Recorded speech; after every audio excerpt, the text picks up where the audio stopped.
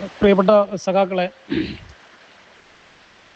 സഖാവ് പാട്യത്തിൻ്റെ 47ാമത് വാർഷിക ആചരണ പരിപാടി നടക്കുന്ന ഘട്ടത്തിൽ ഇടതുപക്ഷം ഹൃദയപക്ഷം എന്നുള്ള ഈ വാട്സപ്പ് കൂട്ടായ്മ ഇത്തരമൊരു അനുസ്മരണ പ്രഭാഷണം നടത്താൻ മുൻകൈയെടുത്തതിൽ ഇതിൻ്റെ അഡ്മിന്മാരെയും അതുപോലെ തന്നെ ഇതിൻ്റെ ഭാരവാഹികളെയും ഈ അവസരത്തിൽ പ്രത്യേകമായി അഭിവാദ്യം ചെയ്യുകയാണ്. ഞാൻ ഈ നമ്മുടെ നാട്ടിലെ അനുസ്മരണ പരിപാടി കഴിഞ്ഞ് വീട്ടിലെത്തിയിട്ടില്ല. അതിനിടയിൽ കനത്ത മഴയാണ്. തൽക്കാലം നമ്മുടെ ഓഫീസിൻ്റെ അടുത്ത് ഉള്ള ഒരു കടയിൽ നിന്നുകൊണ്ടാണ് ഇപ്പോൾ സംസാരിക്കുന്നത്.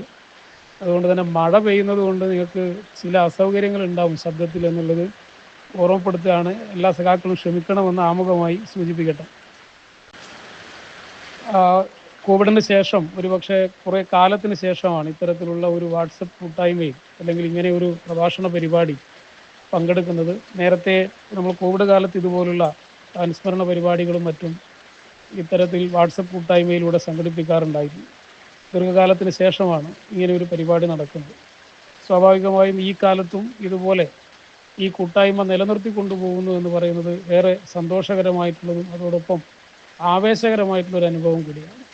ആ നിലയിൽ ഈ പ്രവർത്തനം ഇപ്പോഴും വളരെ സജീവമായി നമ്മുടെ പാർട്ടിയുടെ പഠന പ്രക്രിയയുടെ ഭാഗമായി തുടരുന്ന ഇതിൻ്റെ ഭാരവാഹികൾ ഒരിക്കൽ കൂടി ഈ അവസരത്തിൽ അഭിനന്ദിക്കുകയാണ്.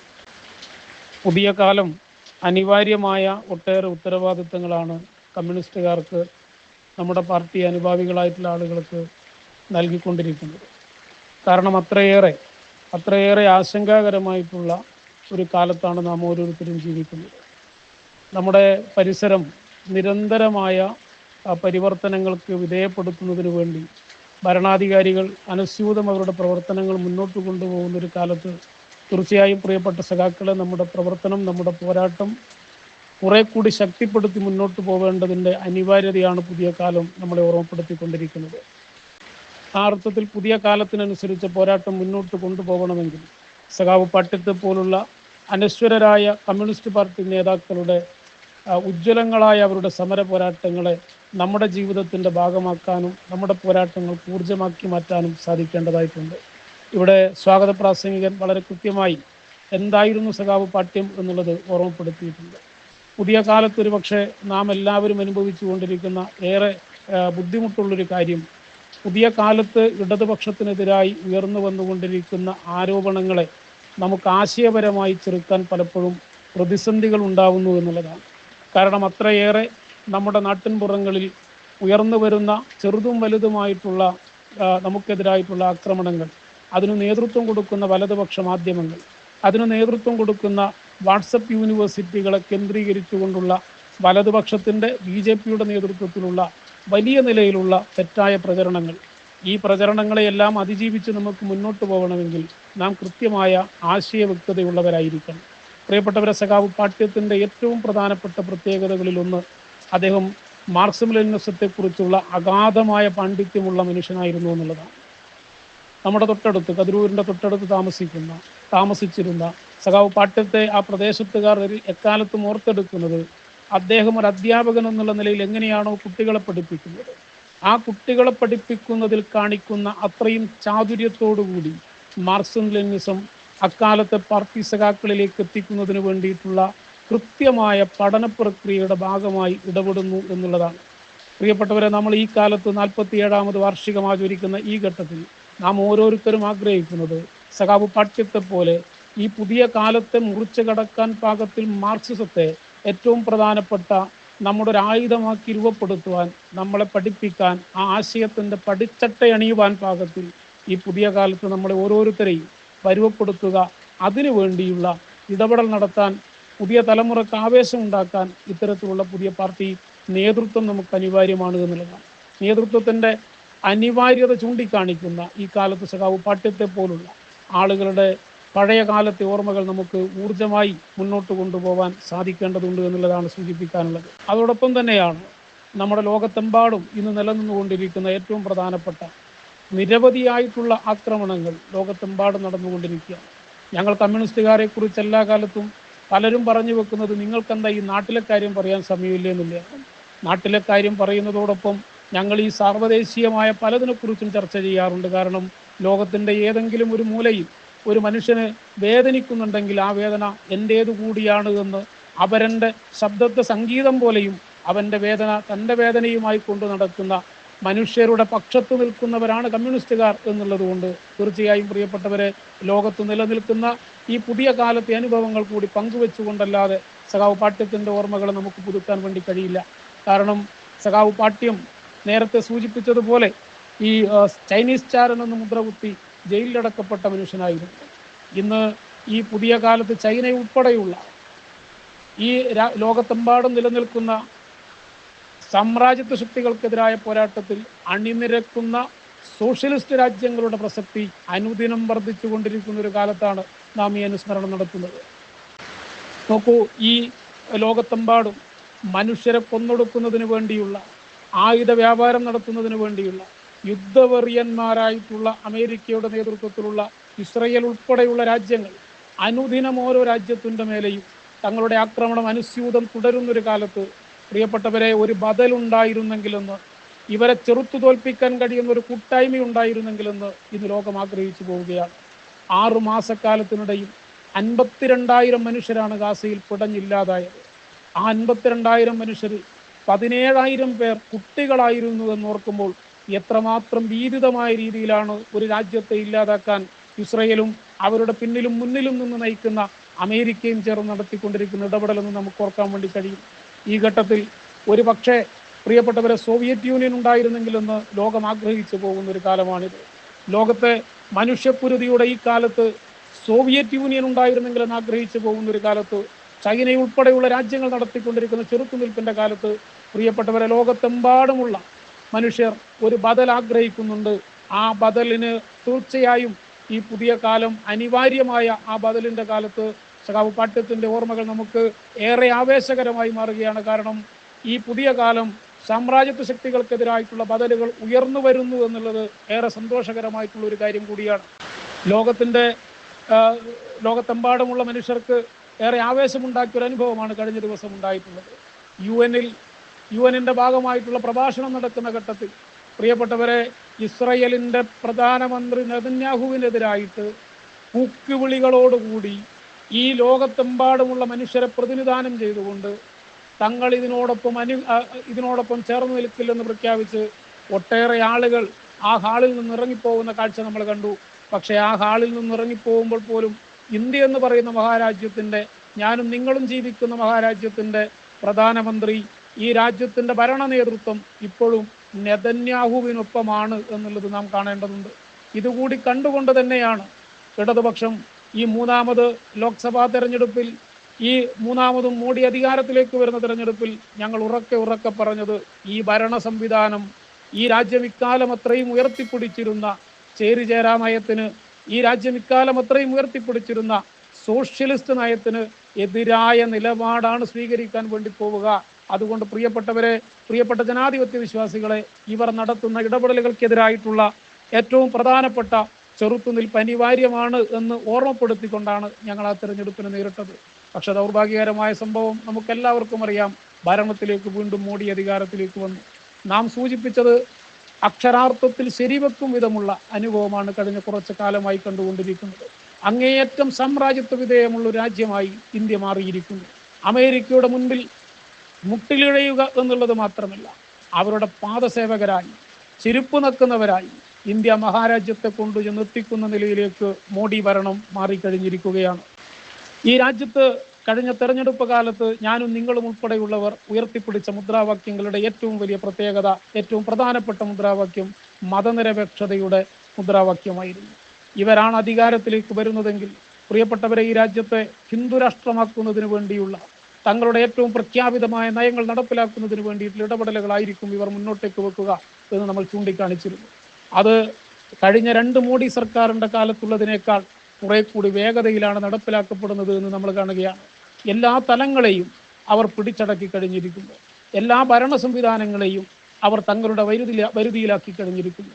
നാം അല്പമെങ്കിലും പ്രതീക്ഷയോടുകൂടി കണ്ടിരുന്ന കോടതികൾ പോലും, ജുഡീഷ്യറി പോലും, ഒരുപക്ഷെ ഈ രാജ്യത്തെ സാധാരണക്കാരൻ്റെ പ്രതീക്ഷയായിരുന്ന ജുഡീഷ്യറി സംവിധാനം പോലും ഇതാ അവരുടെ കൈപ്പിടിയിൽ ഒതുങ്ങിക്കഴിഞ്ഞിരിക്കുന്നു. ഏതെങ്കിലും തരത്തിലുള്ള അവർക്ക് അനുകൂലമായ വിധി പ്രഖ്യാപിച്ച ജഡ്ജിമാർ പിറ്റേ ദിവസം ഒരു മടിയുമില്ലാതെ റിട്ടയർ ചെയ്തതിന് ശേഷം ഈ ഭരണ സംവിധാനത്തിൻ്റെ പാദസേവകരായി മാറുന്ന എത്രയെത്ര അനുഭവങ്ങളാണ് നമ്മുടെ മുൻപിലുള്ളത്. അതുകൊണ്ട് പ്രിയപ്പെട്ടവരെ, പുതിയ കാലം നമ്മളോട് ആവശ്യപ്പെടുന്നത് ഈ ഭരണ സംവിധാനം എല്ലാ തലങ്ങളെയും, ഈ രാജ്യത്തിൻ്റെ സകല മേഖലകളെയും തങ്ങളുടെ കൈപ്പിടിയിൽ ഒതുക്കും വിധം RSSനാൽ നിയന്ത്രിക്കപ്പെടുന്ന ഭരണ സംവിധാനം തങ്ങൾക്ക് അനുകൂലമാം വിധം മാറ്റി തീർക്കപ്പെടുന്ന കാലത്ത് ഉജ്ജ്വലങ്ങളായ പോരാട്ടങ്ങളിലൂടെ നമുക്കിതിനെ മുറിച്ചു കടക്കാൻ കഴിയണം എന്നുള്ളതാണ്. അതിൻ്റെ ഏറ്റവും പ്രധാനപ്പെട്ട സമരാനുഭവങ്ങൾ നമ്മുടെ മുൻപിലുണ്ട്. രണ്ടാം മോഡി സർക്കാരിൻ്റെ കാലത്ത് ഈ രാജ്യത്തുടനീളം ഉയർന്നു വന്ന കർഷക പോരാട്ടങ്ങൾ നമ്മുടെ ഓർമ്മയിലുള്ളതാണ്. ആ കർഷക പോരാട്ടങ്ങൾക്ക് നേതൃത്വം കൊടുത്ത ഇടതുപക്ഷത്തിൻ്റെ ചെങ്കൊടികൾ ഉൾപ്പെടെ ഉയർത്തിപ്പിടിച്ചുകൊണ്ട് നടന്നിട്ടുള്ള ദിനരാത്രങ്ങൾ, ഒരുപക്ഷെ സമാനതകളില്ലാത്ത സമരാനുഭവങ്ങൾ ഡൽഹിക്ക് സമ്മാനിച്ച, ഈ രാജ്യത്തിൻ്റെ തലസ്ഥാനത്തിന് സമ്മാനിച്ച ആ ഉജ്ജ്വലമായ സമര പോരാട്ടങ്ങൾക്ക് നേതൃത്വം കൊടുക്കുന്ന ഘട്ടത്തിൽ ഇതൊന്നും എവിടെയും എത്തില്ല എന്ന് പറഞ്ഞിരുന്നവരുടെ മുൻപിൽ ആ കർഷക പോരാട്ടം ഒരു പരിധിവരെയെങ്കിലും നമുക്ക് വിജയിപ്പിക്കാൻ സാധിച്ചിരുന്നു. അത്തരം ഉജ്ജ്വലമായ പോരാട്ടമാണ് പ്രിയപ്പെട്ടവരെ ഈ ജനാധിപത്യം സംരക്ഷിക്കാൻ, ഈ മതനിരപേക്ഷത സംരക്ഷിക്കാൻ നമുക്ക് ഈ പുതിയ കാലത്ത് ആവശ്യമായിട്ടുള്ളത്. ഒരുപക്ഷെ സഖാവ് പാട്യം ഈ തലശ്ശേരിയുടെ മണ്ണിൽ വർഗീയ കലാപത്തിൻ്റെ വിത്തൊരുക്കാൻ വേണ്ടി RSS നടത്തിയ തലശ്ശേരി കലാപത്തിൻ്റെ കാലത്ത്, ആ തലശ്ശേരി കലാപത്തിൻ്റെ കാലത്ത് ഈ നാടിന് സംരക്ഷണമൊരുക്കാൻ, കവചമൊരുക്കാൻ കമ്മ്യൂണിസ്റ്റ് പാർട്ടി വളണ്ടിയർമാർ മുന്നോട്ട് വരുമ്പോൾ അവരുടെ മുൻനിരയിൽ ഉണ്ടായിരുന്നത് ഈ പാർട്ടിയുടെ സമാരാധ്യനായ നേതാവ് സഖാവ് പാട്യം ഉൾപ്പെടെയുള്ളവരായിരുന്നു. പ്രിയപ്പെട്ടവരെ, ആ പാട്യത്തിൻ്റെ ഉൾപ്പെടെ ഓർമ്മകൾ ഏറ്റെടുത്തുകൊണ്ട് ഈ രാജ്യത്ത് നിലനിൽക്കുന്ന ഭരണ സംവിധാനത്തിൻ്റെ മതനിരപേക്ഷതയ്ക്കെതിരായിട്ടുള്ള ഇടപെടലുകൾക്കുള്ള വലിയ ചെറുത്തുനിൽപ്പ് ഉയർത്താൻ പ്രിയപ്പെട്ടവരെ നമുക്ക് സാധിക്കേണ്ടതുണ്ട്. ഈ കാലം നമ്മളോട് ആവശ്യപ്പെടുന്നത് ഈ ഭരണ സംവിധാനത്തിൻ്റെ മതനിരപേക്ഷതയെ ചോദ്യം ചെയ്യുന്ന നിലപാടുകൾക്കെതിരായിട്ടുള്ള പോരാട്ടമാണ് എന്നുള്ളത് ഓർമ്മപ്പെടുത്തുവാൻ ആഗ്രഹിക്കുകയാണ്. നിലനിൽക്കുന്ന എല്ലാ തരത്തിലുള്ള ജനാധിപത്യ സംവിധാനങ്ങളെയും ഇവർ കാറ്റിൽ പറത്തുമെന്നുള്ളത് നമ്മൾ സൂചിപ്പിച്ചിരുന്നു. അതിൻ്റെ ഏറ്റവും അവസാനത്തെ ഉദാഹരണമാണ് ഇപ്പോൾ നമ്മുടെ മുൻപിൽ എത്തിച്ചേർന്നിരിക്കുന്ന തെരഞ്ഞെടുപ്പ് കമ്മീഷൻ്റെ നടപടിക്രമം എന്നുള്ളത്. പ്രിയപ്പെട്ടവരെ നോക്കൂ, നമ്മുടെ ഈ നാട്ടിൽ, ഈ കേരളത്തിൽ ഉൾപ്പെടെ 2002 വോട്ടർ പട്ടികയിൽ വന്നവർക്ക് മാത്രമേ ഇനി വോട്ട് ചെയ്യാൻ വേണ്ടി സാധിക്കുകയുള്ളൂ. അതിനുശേഷം ഇങ്ങോട്ടുള്ള 23 വർഷക്കാലത്തിനിടയിൽ വോട്ട് ചേർത്തവർക്ക്, വോട്ട് ചെയ്തവർക്ക് ഇനി വോട്ട് ചേർക്കണമെങ്കിൽ പോലും അവർ മുന്നോട്ടേക്ക് വെക്കുന്ന നടപടിക്രമങ്ങളിലൂടെ പോയാൽ മാത്രമേ സാധിക്കുകയുള്ളൂ. എന്തുമാത്രം അപകടകരമായ രീതിയിലേക്കാണ് തങ്ങൾക്ക് അനുകൂലമാം വിധം ഇലക്ഷൻ കമ്മീഷനെ പോലും ഈ ഭരണ സംവിധാനം ഉപയോഗിക്കുന്നത് എന്നുള്ളതിൻ്റെ തെളിവാണ് നമ്മുടെ മുൻപിൽ ഇപ്പോൾ അതിതീവ്ര വോട്ട് ചേർക്കൽ പ്രക്രിയയുടെ ഭാഗമായി കണ്ടുകൊണ്ടിരിക്കുന്നത്. അങ്ങനെ സമസ്ത മേഖലകളെയും സമസ്ത ഭരണ സംവിധാനങ്ങളെയും BJP, RSS അവരുടെ പിടിയിൽ ഒതുക്കിയിരിക്കുന്ന കാലത്ത് പ്രിയപ്പെട്ടവരെ, അനിവാര്യമായ പോരാട്ടം ഈ നാടാഗ്രഹിക്കുന്ന കാലത്ത് സഖാവ് പാട്യത്തിൻ്റെ ഓർമ്മകൾ നെഞ്ചേറ്റിക്കൊണ്ട് നമുക്ക് ആ പോരാട്ടം ഏറ്റെടുക്കാൻ കഴിയണം. പുതിയ കാലം ഈ രാജ്യത്തെമ്പാടുമുള്ള മനുഷ്യർ ഒരു ബദൽ ആഗ്രഹിച്ചു കൊണ്ടിരിക്കുന്ന ഒരു കാലമാണ്. സാമ്രാജ്യത്വ വിധേയമായിട്ടുള്ള, മുതലാളിത്തനുകൂലമായിട്ടുള്ള, വർഗീയതയിലൂന്നിയിട്ടുള്ള നിലപാടുകളും ഭരണ സംവിധാനവുമായി ഇവർ മുന്നോട്ട് പോകുമ്പോൾ എന്താണ് ബദൽ എന്ന് രാജ്യം ചോദിക്കുന്നൊരു കാലത്ത് ഇതാ ഈ കൊച്ചു കേരളം ഇതാണ് ബദൽ എന്ന് അവർ മുന്നോട്ട് വെക്കുന്ന എല്ലാ കോർപ്പറേറ്റ് അനുകൂല വികസന സംവിധാനങ്ങൾക്കും എതിരായിട്ടുള്ള ബദൽ സംവിധാനം ഈ കേരളം ഈ ലോകത്തിന് മുൻപാകെ, ഇന്ത്യക്ക് മുമ്പാകെ അവതരിപ്പിച്ചുകൊണ്ടിരിക്കുകയാണ്. ഈ ബദലിനെ, ഈ കൊച്ചു കേരളത്തെ, പ്രതീക്ഷയുടെ തുരുത്തിനെ കാത്തു സംരക്ഷിക്കേണ്ടതും നമ്മൾ ഓരോരുത്തരുടെയും ഉത്തരവാദിത്വമായി മാറുകയാണ്. എങ്ങനെയാണ് കോർപ്പറേറ്റുകൾക്ക് വേണ്ടി ഭരിക്കുക എന്ന് മോഡി നമുക്ക് വേണ്ടി കാണിച്ചു വരുന്ന കാലത്ത് ഇതാ ഇങ്ങനെയാണ് സാധാരണക്കാരന് വേണ്ടി ഭരിക്കുക എന്ന് കേരളം കാണിച്ചു കൊടുക്കുകയാണ്. ഒരുപക്ഷെ പാശ്ചാത്യ രാജ്യങ്ങൾക്ക് പോലും നേടിയെടുക്കാൻ കഴിയാത്ത നേട്ടം കേരളം ഈ വരുന്ന നവംബർ 1 കൈവരിക്കാൻ വേണ്ടി പോവുകയാണ്, പ്രഖ്യാപിക്കാൻ വേണ്ടി പോവുകയാണ്. അത് അതിദാരിദ്ര്യമുക്തമായ ഒരു സംസ്ഥാനമായി ഈ കേരളത്തെ മാറ്റുന്നു എന്നുള്ളതാണ്. ഒരുപക്ഷെ ചൈനയിൽ മാത്രമായിരിക്കാം അത്തരം ഒരു നേട്ടം ഈ ലോകത്തെമ്പാടും കൈവരിക്കാൻ വേണ്ടി കഴിഞ്ഞിട്ടുള്ള രാജ്യങ്ങളിൽ ഏറ്റവും സുപ്രധാനമായൊരു രാജ്യം. ഈ കേരളം അതിന് നേതൃത്വം കൊടുത്തിരിക്കുന്നു, അത് നടപ്പിലാക്കിയിരിക്കുന്നു. ഈ നാട് പട്ടിണിയില്ലാത്ത, അതിദാരിദ്ര്യരില്ലാത്ത ഒരു നാടാണ് എന്ന് നമ്മൾ അഭിമാനത്തോടെ ലോകത്തോട് വിളിച്ചു പറയാൻ വേണ്ടി പോവുകയാണ്. പ്രിയപ്പെട്ടവരെ, ഈ രാജ്യത്തിൻ്റെ ഒരു കണക്ക് സമീപ ദിവസങ്ങളിൽ പുറത്തു വന്നിരുന്നു. അത് ലോക പട്ടിണി സൂചികയിൽ ഇന്ത്യ 105-ാം സ്ഥാനത്താണ്. 32% വരുന്ന കുട്ടികൾ അവർ അനീമിക്കാണ്, അല്ലെങ്കിൽ പോഷകാഹാരം ലഭിക്കാത്ത കുട്ടികളാണ് ഈ രാജ്യത്തുള്ളത് എന്നുള്ള കണക്കാണ് പുറത്തു വരുന്നത്. 32% കുട്ടികൾ അനീമിക്കായിട്ടുള്ള രാജ്യത്ത്, പട്ടിണിയുടെ കാര്യത്തിൽ ലോകത്ത് 105-ാം സ്ഥാനത്ത് നിൽക്കുന്ന ഈ രാജ്യം, പ്രിയപ്പെട്ടവരെ, ആ രാജ്യത്തിൻ്റെ ഒരു കൊച്ചുമൂലയിൽ ഇരിക്കുന്ന കേരളം അഭിമാനത്തോടെ പറയുകയാണ് ഈ കേരളം അതിദാരിദ്ര്യമുക്തമായിരിക്കുന്നുവെന്ന്. ഇതാണ് ബദൽ.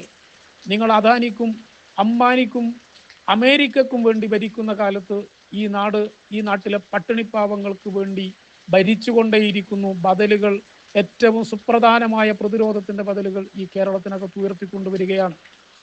ഇത് അതിദാരിദ്ര്യമുക്തത്തിന്റെ ഭാഗമായിട്ടുള്ളത് മാത്രമല്ല. നോക്കൂ, ഈ രാജ്യത്ത് കയറിക്കിടക്കാൻ കൂരയില്ലാത്ത മനുഷ്യരുടെ കണക്കുകൾ പുറത്തു വന്നിട്ടുണ്ടായിരുന്നു. കേരളം അഭിമാനത്തോടെ 1-ാം പിണറായി സർക്കാർ അധികാരത്തിലേക്ക് വരുമ്പോൾ ഈ കേരളത്തിലെ ജനങ്ങളുടെ മുൻപാകെ അവതരിപ്പിച്ച ഏറ്റവും സുപ്രധാനമായ ലക്ഷ്യങ്ങളിലൊന്നായിരുന്നു കയറിക്കിടക്കാൻ കൂരയില്ലാത്ത മനുഷ്യന് ഒരു കൂരയൊരുക്കുക, അടച്ചുറപ്പുള്ള മുറിയൊരുക്കുക എന്നുള്ളത്. ആ അടച്ചുറപ്പുള്ള മുറിയൊരുക്കാൻ തീരുമാനിച്ച് 2-ാം പിണറായി സർക്കാരിൻ്റെ കാലത്ത് അധികാരം മുന്നോട്ട് പോകുമ്പോൾ കേവലം 1 വർഷം മാത്രം ഇനി ബാക്കിയിരിക്കെ, പ്രിയപ്പെട്ടവരെ, ഞങ്ങൾ അഭിമാനത്തോടെ പറയുന്നു, ആ വീടിൻ്റെ എണ്ണം 5 ലക്ഷത്തിലേക്ക് എത്തിയിരിക്കുന്നുവെന്ന്.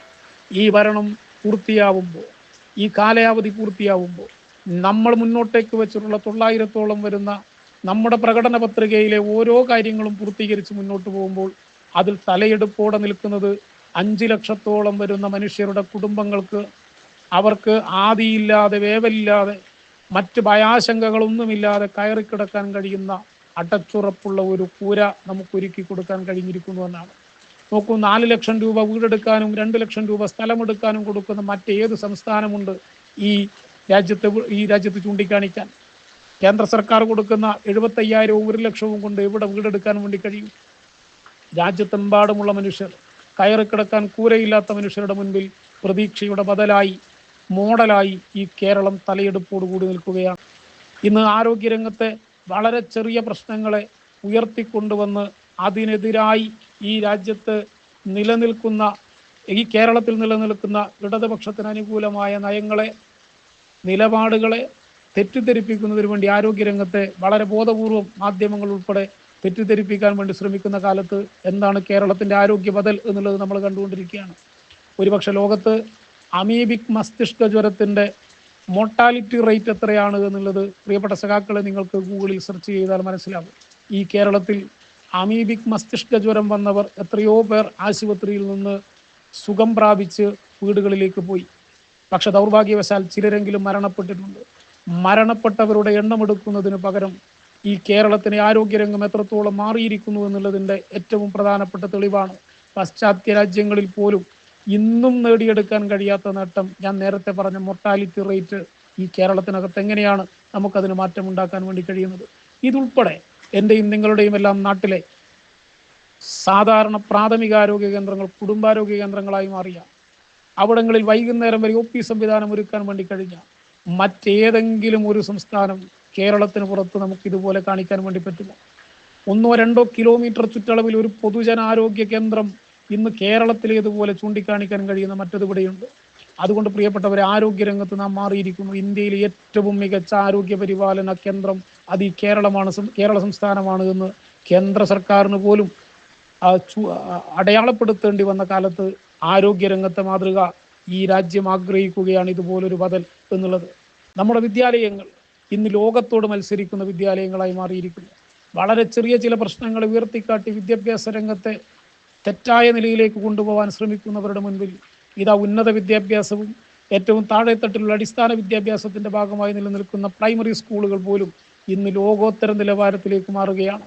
നമ്മുടെ ഉന്നത വിദ്യാഭ്യാസ മേഖലയിൽ AA+ നേടിക്കൊണ്ട് അതിൻ്റെ ഏറ്റവും ഉയർന്ന നേട്ടങ്ങൾ കൈവരിച്ചവർ മുന്നോട്ടേക്ക് പോകുമ്പോൾ ഈ കേരളത്തിൽ കഴിഞ്ഞ ദിവസമാണ് 4.5 ലക്ഷത്തോളം പുതിയ വിദ്യാർത്ഥികൾ പൊതുവിദ്യാലയത്തിലേക്ക് കടന്നു വന്നുവെന്ന അഭിമാനകരമായ വാർത്ത നമ്മുടെ കേരളത്തിനകത്തുനിന്ന് പുറത്തു വന്നിട്ടുള്ളത്. കേരളത്തിൻ്റെ പുറത്തെന്താ സ്ഥിതി? കേരളത്തിൻ്റെ പുറത്ത് പൊതുവിദ്യാലയങ്ങൾ പോയി വിദ്യാലയങ്ങളിലേക്ക് പോലും കുട്ടികൾക്ക് കടന്നു വരാൻ കഴിയാത്ത വിധം അങ്ങേയറ്റം അപകടകരമായ രീതിയിലേക്ക് കാര്യങ്ങൾ പോകുമ്പോൾ പ്രിയപ്പെട്ടവരെ, കേരളം ബദലിൻ്റെ പുതിയ മാതൃകകൾ നമ്മുടെ മുൻപിൽ സൃഷ്ടിച്ചുകൊണ്ടിരിക്കുകയാണ്. ഒരിക്കലും കഴിയില്ലെന്ന് പറഞ്ഞ് നമ്മുടെ മുൻപിൽ സാധിക്കില്ലെന്ന് പറഞ്ഞ് മാറ്റി നിർത്തിയിരുന്ന എത്രയെത്ര പദ്ധതികൾക്കാണ് ഈ കേരളം അഭിമാനത്തോടെ ലക്ഷ്യസ്ഥാനത്ത് എത്തിച്ചുകൊണ്ടിരിക്കുന്നത്. വരാനിരിക്കുന്ന ജനുവരിക്ക് ഒരു പ്രത്യേകതയുണ്ട്.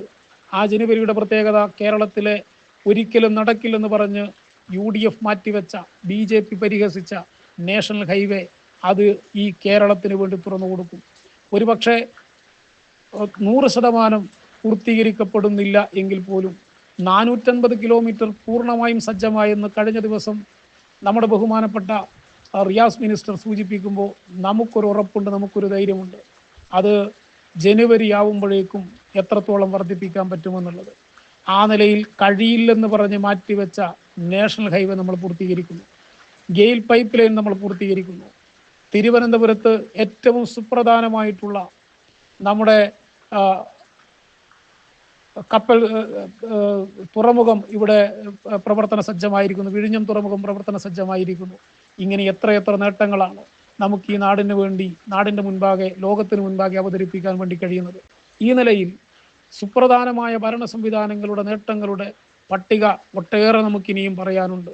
ഈ നേട്ടങ്ങൾ ഈ രാജ്യത്തിൻ്റെ മുൻപിൽ ഒരു ബദലായി, ഒരു പ്രതീക്ഷയുടെ തുരുത്തായി കേരളത്തെ അടയാളപ്പെടുത്തുകയാണ്.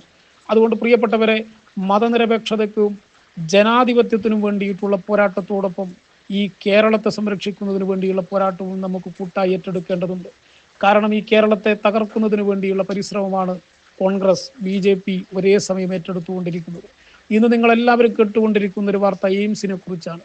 നോക്കൂ, ഈ എയിംസ് മറ്റ് BJP ഭരിക്കുന്ന സംസ്ഥാനങ്ങളിൽ 2 എണ്ണം പോലും കൊടുക്കാൻ കേന്ദ്ര സർക്കാർ തയ്യാറാവുമ്പോൾ ഈ കേരളത്തിൻ്റെ അവകാശമായി മാറിയിട്ടുള്ള എയിംസിന് വേണ്ടി എന്താ BJPക്ക് ശബ്ദിക്കാൻ വേണ്ടി പറ്റാത്തത്?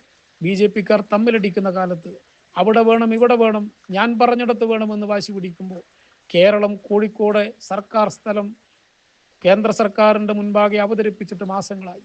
അനുകൂലമായ നിലപാട് സ്വീകരിക്കുന്നില്ലെന്ന് മാത്രമല്ല, കേരളത്തിന് ലഭിക്കേണ്ട ഇത്തരത്തിലുള്ള എല്ലാ ആനുകൂല്യങ്ങൾക്ക് മുൻപിലും മുഖം തിരിച്ചു നിൽക്കുന്ന സമീപനമാണ് കേന്ദ്ര സർക്കാർ സ്വീകരിച്ചുകൊണ്ടിരിക്കുന്നത്. അത് ടാക്സിൻ്റെ കാര്യത്തിലായാലും ഇതുപോലുള്ള വികസന കാര്യങ്ങളിലായാലും അതിനവർ ജാഗ്രതപ്പെടുന്നത്, അവർ അതിന് നേതൃത്വം കൊടുക്കുന്നത്, പ്രിയപ്പെട്ടവരെ, കേരളം ഇങ്ങനെ മുന്നോട്ട് പോയാൽ അവർക്കത് അപകടം സൃഷ്ടിക്കുമെന്നുള്ളത് കൊണ്ടാണ്. അതുകൊണ്ട് തന്നെ കേരളത്തിലെ എല്ലാ തരത്തിലുള്ള വികസന നേട്ടങ്ങളെയും തകർക്കുക, ജനങ്ങളുടെ മുൻപിൽ തെറ്റായ രീതിയിൽ അവതരിപ്പിക്കുക എന്നുള്ളത് ഇവരുടെ ഏറ്റവും പ്രധാനപ്പെട്ട താല്പര്യങ്ങളുടെ ഭാഗമാണ്. ആ താല്പര്യങ്ങളുടെ ഭാഗമായി അവർ കേരളത്തിലെ വികസന നേട്ടങ്ങളെ ജനങ്ങളുടെ മുൻപിൽ മറച്ചു പിടിക്കുന്നതിന് വേണ്ടി വലതുപക്ഷ മാധ്യമങ്ങളെ ഉൾപ്പെടെ വളരെ ബോധപൂർവം ഉപയോഗിച്ചുകൊണ്ടിരിക്കുകയാണ്. അതുകൊണ്ട് പ്രിയപ്പെട്ടവരെ, നമുക്ക് ഈ നവമാധ്യമ കൂട്ടായ്മകളുടെ പ്രാധാന്യം ഈ ഘട്ടത്തിലാണ് വർദ്ധിക്കുന്നത്. നാം നടത്തുന്ന ഓരോ പ്രവർത്തനങ്ങളെയും, ഓരോ ചെറുത്തുനിൽപ്പുകളെയും ജനങ്ങളുടെ മുൻപിൽ കൃത്യമായ രീതിയിൽ അവതരിപ്പിക്കാൻ നമുക്ക് ഈ കൂട്ടായ്മകളിലൂടെ സാധിക്കണം. നിങ്ങൾ ഓരോരുത്തരും ഒരേ സമയം നവമാധ്യമ കൂട്ടായ്മയുടെ ഭാഗമാകുന്നതോടൊപ്പം തന്നെ ഈ പാർട്ടി മുന്നോട്ടേക്ക് വെക്കുന്ന നിലപാടുകൾക്കും ഈ സർക്കാർ മുന്നോട്ടേക്ക് വെക്കുന്ന നിലപാടുകൾക്കും അതിൻ്റെ പ്രചാരകരായും അതിൻ്റെ പ്രതിരോധത്തിൻ്റെ ബദൽ സൃഷ്ടിക്കുന്നവരായും നിങ്ങൾ ഓരോരുത്തരും ഒരേ അവസരത്തിൽ മാറുകയാണ്. പ്രിയപ്പെട്ടവരെ, നമുക്ക് ഈ പോരാട്ടം ഇതിലേറെ ശക്തിയോടുകൂടി മുന്നോട്ട് കൊണ്ടുപോകാൻ കഴിയണം എന്ന് ഓർമ്മപ്പെടുത്തിക്കൊണ്ട്, സഖാവ് പാഠ്യത്തിൻ്റെ ഒളിമങ്ങാത്ത ഓർമ്മകൾ നെഞ്ചേറ്റിക്കൊണ്ട്, പുതിയ കാലം ആഗ്രഹിക്കും വിധം നമ്മുടെ പോരാട്ടവും നമ്മുടെ പ്രവർത്തനവും മുന്നോട്ട് കൊണ്ടുപോകാൻ കഴിയണമെന്ന് ഓർമ്മപ്പെടുത്തിക്കൊണ്ട്, ഈ കൂട്ടായ്മയുടെ ഭാഗമായി പ്രവർത്തിക്കുന്ന മുഴുവൻ സഖാക്കളെയും ഇടനെഞ്ചോട് ചേർത്ത് അഭിവാദ്യം ചെയ്തുകൊണ്ട്, മുഴുവൻ സഖാക്കളെയും ഒരിക്കൽ കൂടി അഭിവാദ്യം ചെയ്തുകൊണ്ട്, ഈ പരിപാടിയിൽ ഇങ്ങനെ സംസാരിക്കാനുള്ള അവസരം നൽകിയതിലുള്ള സന്തോഷം കൂടി പങ്കുവെച്ച് ഞാൻ എൻ്റെ വാക്കുകൾ അവസാനിപ്പിക്കുന്നു. അഭിവാദ്യങ്ങൾ.